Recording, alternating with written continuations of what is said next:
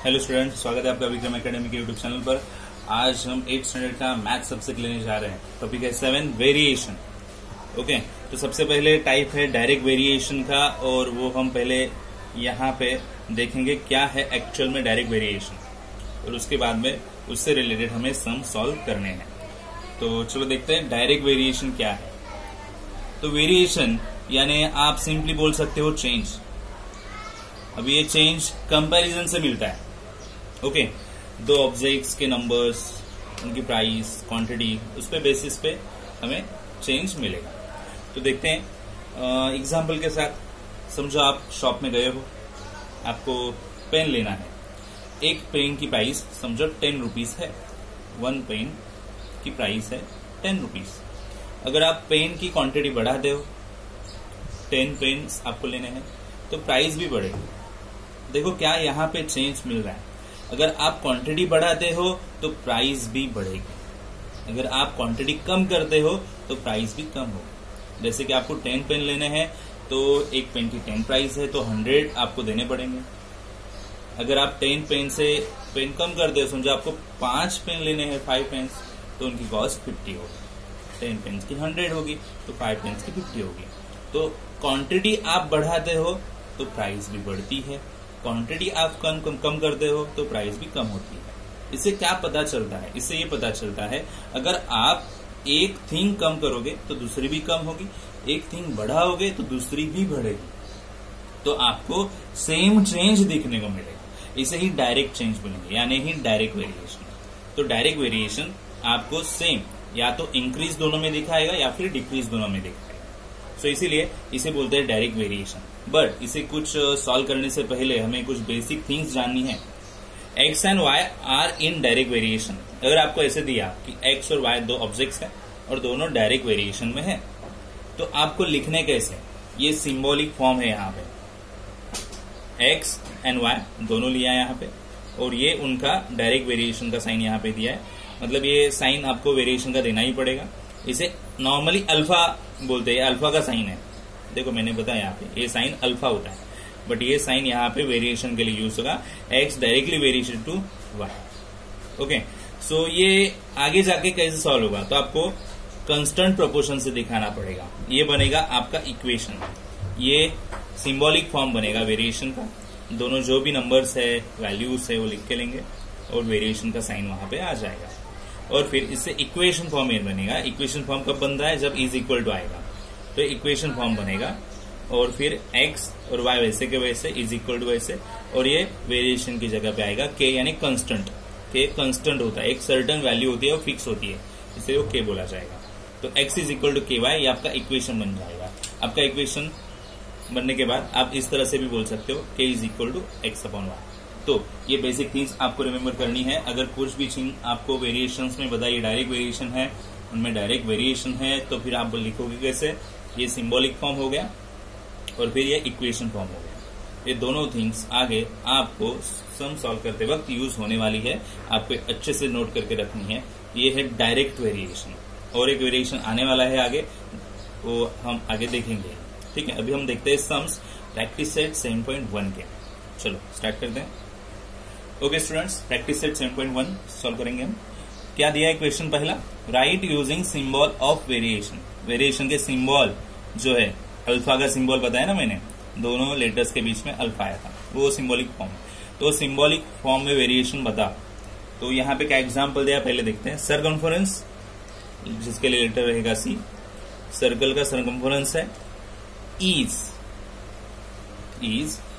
क्या दिया आगे? Directly proportional to its radius.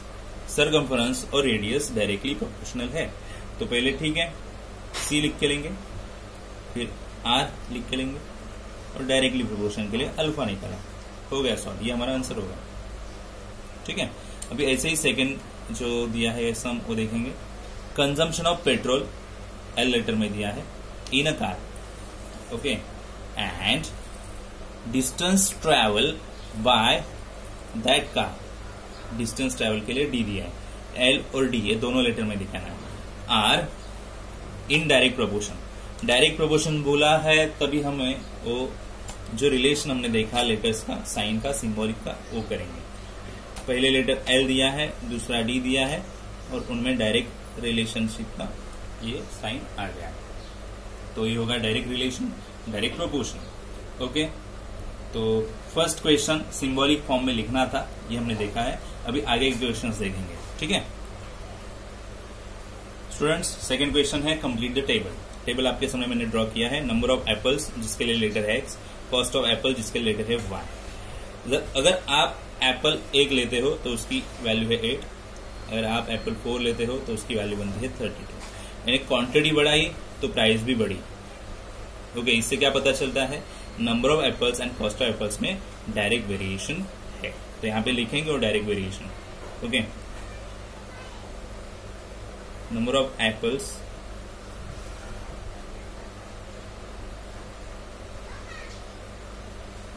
x and cost of apples y, okay, are in direct variation. ठीक है, इससे क्या होगा, डायरेक्ट वेरिएशन में है तो साइन में लिख सकते हैं x डायरेक्टली वेरिएशन y। इससे क्या होगा, इक्वेशन में लिख सकते हैं k इज कांस्टेंट। अभी ऐसा ग्रुप देखो जहां पे x एंड y दोनों प्राइस दिए, 1 और 8 भी है, 4 और 32 भी है, तो 1 और 8 लेते हैं। चलो, x की वैल्यू 1 है, तभी y की वैल्यू कितनी है 8, इंटू है, इंटू रख दो, 8 इधर लेके आओ तो डिवाइड में जाएगा k, तो फाइनली k की वैल्यू 1/8 मिल जाएगी। ओके, k कितना मिला, 1/8। अभी k अपने पास है, यानी कांस्टेंट अपने पास है, तो इक्वेशन तो आपको पता है अभी क्या है इक्वेशन, ये वाला इक्वेशन है। ये इक्वेशन में बाकी की रिमेनिंग वैल्यूज फिल करके हमें रिमेनिंग वैल्यूज पता करनी है। जैसे कि तो यहाँ पे 4/32 दिया है, दोनों वैल्यूज है, यहाँ पे 56 है, यहाँ पे x मिसिंग है। Okay, so when y is 56 x is what. Okay, यहाँ पे लिखते हैं when y is 56 x is question mark. Okay, तो इक्वेशन पता है ना हमें, यस, इक्वेशन क्या है, x is equal to k/y। यहाँ पे y की वैल्यू है और k की वैल्यू पहले से फिक्स है, अभी बन चुके हैं ना, k की वैल्यू कांस्टेंट रहती है, तो x वैसे ही k1/8 और y आएगा 56। 8 डिवाइड में है बराबर, तो 8 से डिवाइड करो, 8 1 8, 8 7 जा, यानी x की वैल्यू क्या मिल जाएगी 7। चलो, पहला तो सॉल्व हो गया, अभी दूसरा करते हैं सॉल्व। दूसरे में देखते क्या है, 12 वैल्यू दिया है, मिसिंग y है, x की 12 है, y मिसिंग है। ओके, तो चलो मैं साइड में करता हूं यहां पे, when x 12 है बट y मिसिंग है, तो डायरेक्टली प्रोपोर्शन का सिंबॉलिक फॉर्म लिया यहाँ पे। ओके, वेट, डायरेक्ट इक्वेशन ले रहे हैं ना हम, x is equal to k1। अभी वैल्यू x की है यहाँ पे 12, k की 1/8, जो पहले ही फिक्स बन चुकी है ना यहाँ पे, पहले ही क्यों ढूंढी है, क्योंकि हमें आगे यूज होने वाली है। अभी 12 इधर लेके आओ तो इंटू होगा, कितना आएगा, 12 का टेबल बोलो 8 तक, तो आपको आंसर मिल जाएगा, y इज इक्वल टू कितना मिलेगा वो 96। ओके, अभी थर्ड वन करेंगे। चलो देखते हैं क्या वैल्यू दी है। अभी हमें y गिवन है, x ढूंढना है, so y is 160, then x is what. चलो नीचे करते हैं, when y is 160 then x is what। Okay, so x is equal to ky equation मिला है ना हमें, ले लिया। x की वैल्यू पता नहीं, k की वैल्यू 1/8 फिक्स है ये सम के लिए, और y की वैल्यू 160। 8 से डिवाइड कर सकते हो आप, 20 मिलेगा, वैल्यू मिल गई है। ओके, तो 7, 96 एंड 20, ऐसे 3 वैल्यूज हमें मिले। आप टेबल वापिस अरेंज करके लिख सकते हो, एक्स की वैल्यू क्या है, वाई की वैल्यू क्या है और वापिस एक्स की वैल्यू क्या है। ठीक है, ये हो गया सेकेंड क्वेश्चन। ठीक है, क्वेश्चन 3 है students, if m directly varied to n, sign दिया है, when m is equal to 154 n is 7, दोनों वैल्यूज दिए, आपको वैल्यू वापिस ढूंढनी है। अगर n 14 है तो m कितना होना चाहिए। ओके, तो फिर क्या करते हैं, ये लिख के लिया तो k कांस्टेंट आएगा, इज इक्वल टू लिखेंगे k इज कांस्टेंट, बरोबर। और अभी क्या करेंगे, वैल्यू लेंगे ना, m और n की वैल्यू है यहाँ पे, m 154 के वैसे ही n कितना 7 को इधर लेके आओ, डिवाइड होंगे ना, यस, और 7 से डिवाइड करो, 7 से डिवाइड करने पे क्या मिलेगा, 7 1 7, 7 2 14 एंड 7 2 14, 22 आएगा। सो k इज 22, कितना मिला आंसर, k इज 22। तो हमें वापिस ढूंढने को बोला है, n 14 दिया है, n is equal to 14, then m is what, तो इक्वेशन लेंगे वापिस, m is equal to k, equation जो है भी यहाँ पे मिला वो इक्वेशन रहेगा, हर एक सम का अलग अलग इक्वेशन होगा। m कितना है पता नहीं, k कितना है 22, बराबर, और n कितना है 14, तो बोलो कितना होना चाहिए, 22 इंटू 14 मल्टीप्लाई होना ना, यस, तो m कितना आएगा स्टूडेंट्स, 308, हो गया सर। तो सम इजी था, हमने कर दिया है। ठीक है, आगे बढ़ते हैं। Sum number 5 students, y varies directly as square root of x, तो y और x का रिलेशन दिया है यहाँ पे, डायरेक्टली प्रोपोर्शन, x की वैल्यू y की वैल्यू दी है, आपको ढूंढना है क्या, कांस्टेंट ऑफ वेरिएशन यानी k, कांस्टेंट यानी k ढूंढना है, इक्वेशन ढूंढना है, यानी जो सिंबॉलिक फॉर्म के बाद जो इक्वेशन आता है वो इक्वेशन ढूंढना है। ठीक है, तो चलो देखते हैं क्या कर सकते हैं यहाँ पे। तो पहले लिख के लेंगे y varies directly as square root of x, y varies directly as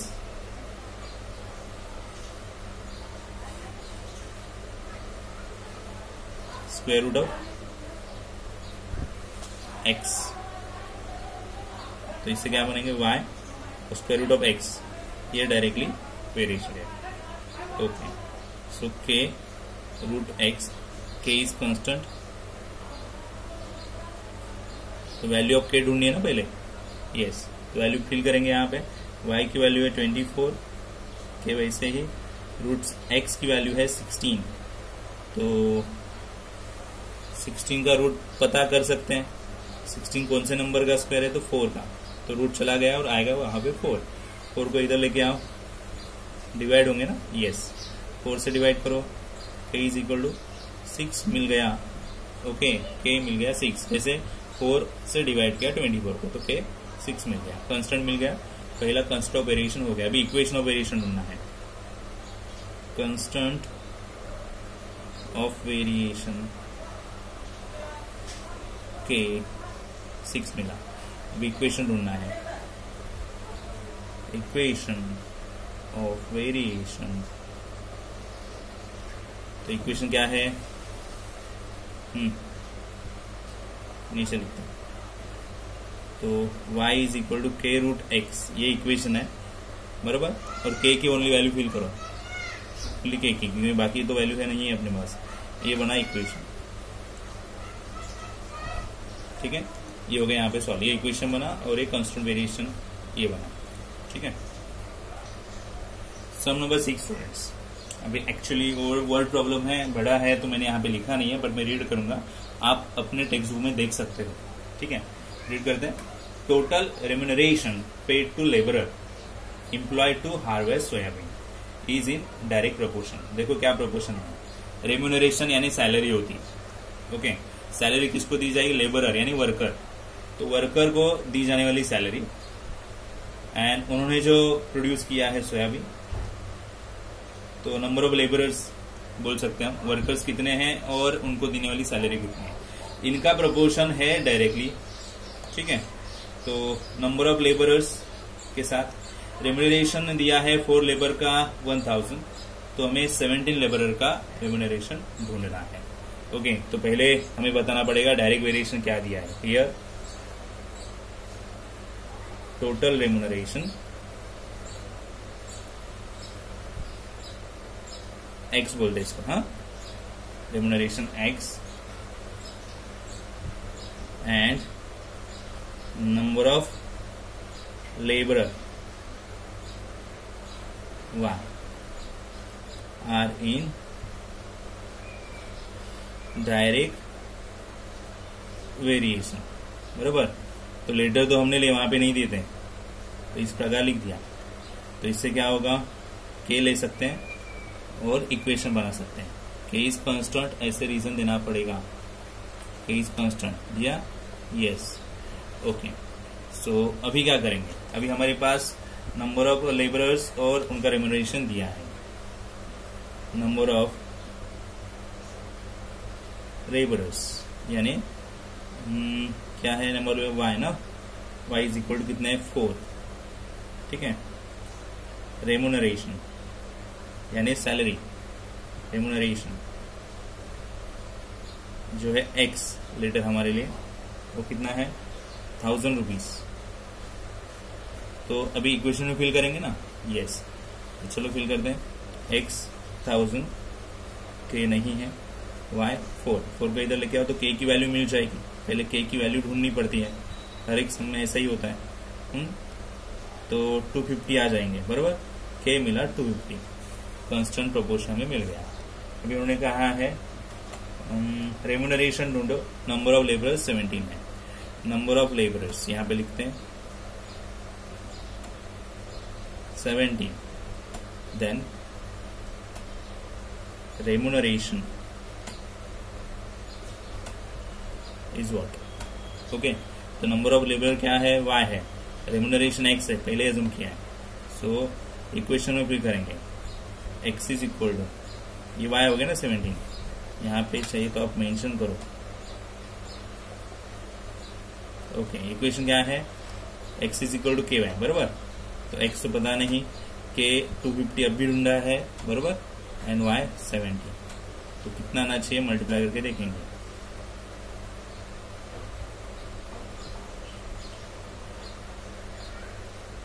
four two 50, okay. So remuneration कितना आएगा, 4,250। तो स्टूडेंट्स यहाँ पे ये जो प्रैक्टिस सेट है पूरा होगा डायरेक्ट वेरिएशन का, और अभी हम नेक्स्ट वीडियो में मिलेंगे। तो ये वीडियो आपको पसंद आया है नहीं, आप मुझे ज़रूर बता सकते हैं। वीडियो ज़रूर लाइक कीजिए, शेयर कीजिए, चैनल सब्सक्राइब नहीं किया है तो आप कर सकते हो। अभी हम मिलेंगे नेक्स्ट वीडियो में, तब तक के लिए गुड बाय, टेक केयर।